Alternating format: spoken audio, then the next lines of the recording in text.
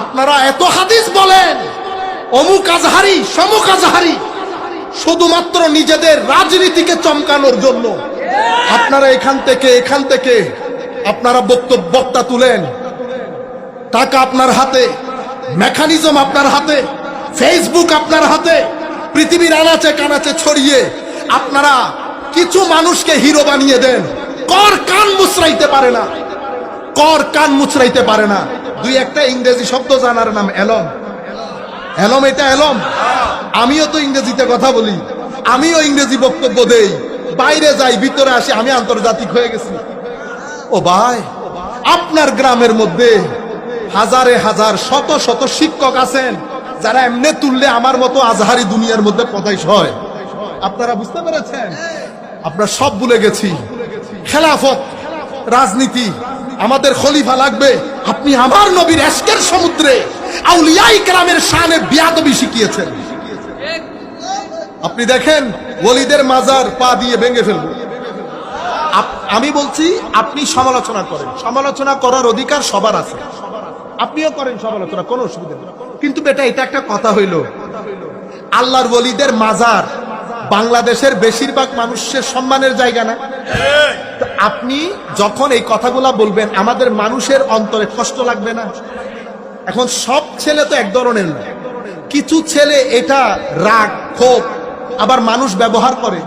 এখন সেই ছেলেগুলা যদি ওখানে গিয়ে মারামারি লাগিয়ে দেয়, বাদিয়ে দেয়, এটা সভ্য সমাজ হবে?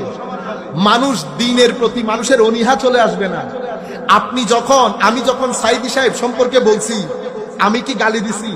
আমি কি বলেছি আল্লাহ ওনাকে ক্ষমা করুন, মৌলানা সাইদি মরহুম বলছি? কেন? কারণ আমাকে সম্মান দিয়ে কথা বল, আমি ব্যক্তি নিয়ে কথা বলতেছি না, ব্যক্তির সাথে আমার কোনো কি নাই, দ্বন্দ্ব নাই, আমি পয়েন্ট নিয়ে কথা বলতেছি। আমার তানকিদ, আমার সমালোচনা, আমার আবেগ সবকিছু পয়েন্ট নিয়ে। কোন পয়েন্ট? ওই যে আপনি কথাটা বলেছেন সেই পয়েন্ট। কারণ আমি আপনাকে বলছি, আমি আপনার জবানে ওই হাদিসগুলো যদি শুনতাম, আজকেও ক্যাসেটে টেনে টেনে শুনতাম, কত সুন্দর কণ্ঠ শুনতাম, আল্লাহর নবীর আল্লাহর দরবারে দোয়া করতাম। কিন্তু শানে রিসালাত সেই অর্থে আমরা বলি না। আমরা এখন ছোট ছোট মাসলা নিয়ে চলে আসি, ঠিক না?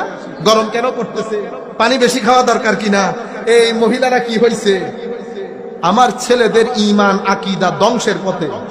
একবার আসবেন না এগুলা বলার জন্য?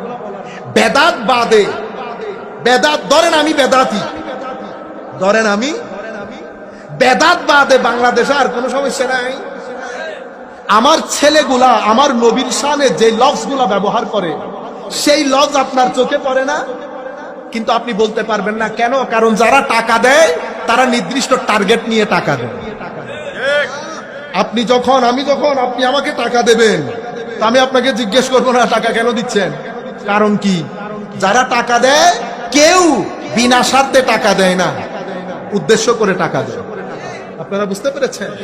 শুধু এই কথাগুলা বলতেন আমাদের, যেমন নুর ইসলাম ফারুকী সাহেব হুজুর, এখানে এই মানে হত্যাযজ্ঞ আসবে কেন? আমরা মুখে মুখে চলাই কথা।